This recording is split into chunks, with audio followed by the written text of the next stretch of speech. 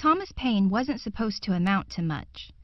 Born in England in 1737, he failed out of school by the time he was 12. He worked as an apprentice for his father, a corset maker, but failed at that too. He became a sailor and failed. So he became a tax officer and failed. No one thought Thomas Paine would amount to much. But in 1774, he met Benjamin Franklin, who helped Paine immigrate to America. There, Paine's life took a dramatic turn when he began to write pamphlets encouraging Americans to fight for their independence against England. His pamphlets became so popular that a larger percentage of the population read them than now watch the Super Bowl. Let's take a closer look at two of Paine's most popular and influential pamphlets, Common Sense and The Crisis in America. Common Sense was published anonymously in January 1776 and gained immediate popularity. It was a call to arms for the American Revolution, in which Paine encourages Americans to go to war to gain their independence. At the time, the question of American independence from the British was still an undecided issue. Common Sense swayed public opinion widely in favor of independence and helped to spark the Revolution. The pamphlet is divided into 4 sections.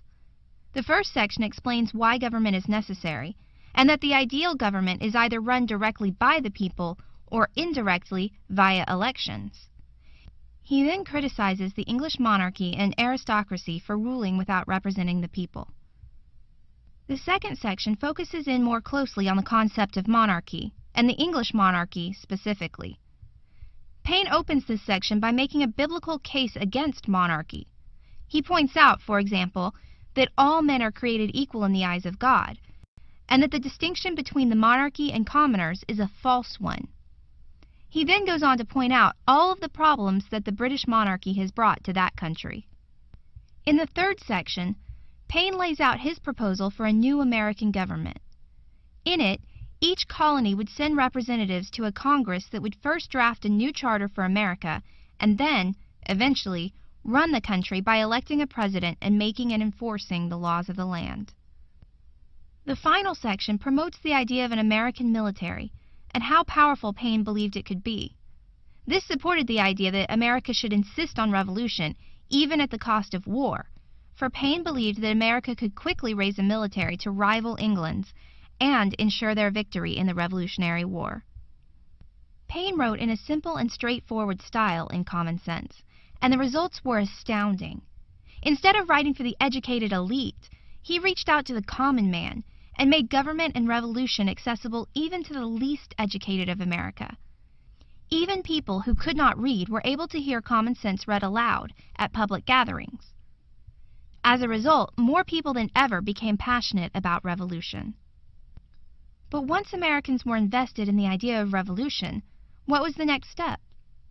Paine followed Common Sense with a series of other pamphlets published during the American Revolution between 1777 and 1783.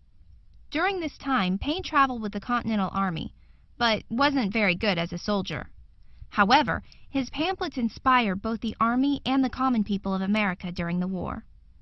In total, Paine published 16 pamphlets that collectively are known as The Crisis in America.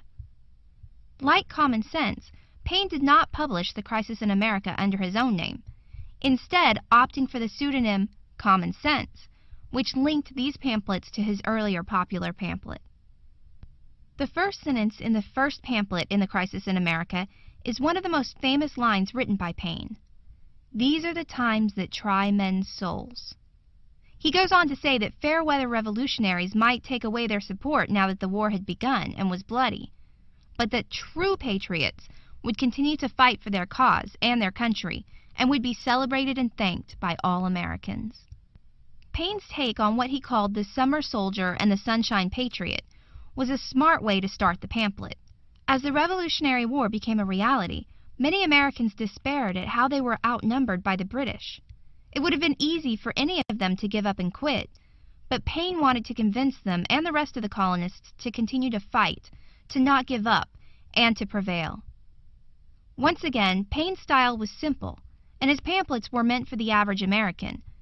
They became popular amongst soldiers and civilians alike, and helped to inspire a nation to keep fighting the war despite the force of the British military. Paine argues that God is on the side of America, and that with the proper application of force, the American military could find victory over the British. Eventually, they did.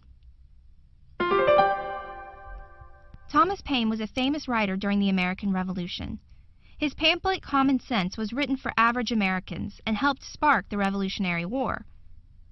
When the war was underway, he wrote a series of 16 pamphlets collectively known as the Crisis in America, which encouraged America to keep fighting for their freedom from England.